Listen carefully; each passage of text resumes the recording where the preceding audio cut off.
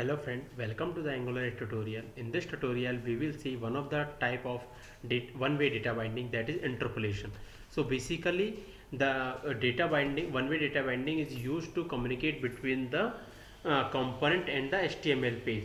So in that way interpolation also used to communicate between the component and the HTML page. So string interpolation binding is basically a one-way data binding, and it is we use this interpolation binding using the curly braces.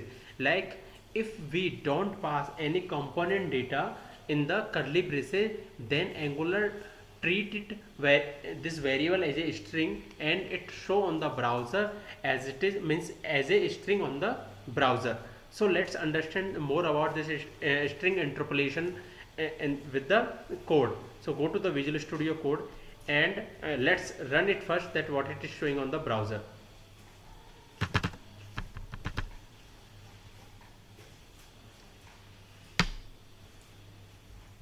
So basically this is a default application, and what it has taken one variable called title, and I have given like the .NET Office, and here in component it is using this title in the curly braces. So what it will show on the browser, the value of this variable.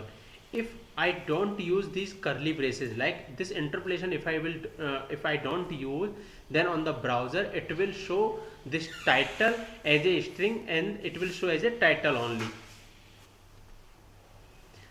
So it's compiled successfully. Let's see on the browser.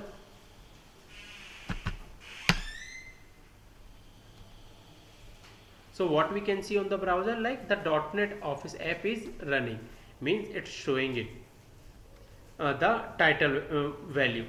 So let's what I will do, I will take another div and I don't use it as a curly brace, and I simply write it like this, and what I show, I save it and I will see on the browser now what it will show. See what we can see here, like it is not showing the value of the title and it is printing as the string only. So that is why we use the interpolation. Like if we want to communicate between the component variable with HTML page, we use the curly braces. Like curly braces we can use for many purpose. Like suppose I want sum, like what I will do, I will take one div, and here what I will write, if I will give like 10 plus 20, then, and here I will give space and I will write, like here I will write sum of this, then on the browser it will show like sum of 30, because interpolation is internally known that this is a that I am going to do some addition between the numbers, so it automatically add the number. So I'll save it and I will see on the browser it will print like sum of 30. So it's, yeah, we can see here like sum of 30. So in that way also we use this curly braces. Like another way what I can do, I will take one integer variable here, like what I will take, like number 1, I'll take it as a number and I will give 20 to this, and what I will do, I will take this variable here,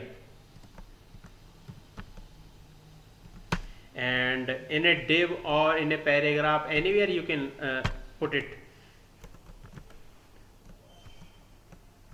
So what I will write, like so what I will write here, I will take the interpolation, and in the interpolation I will use this number.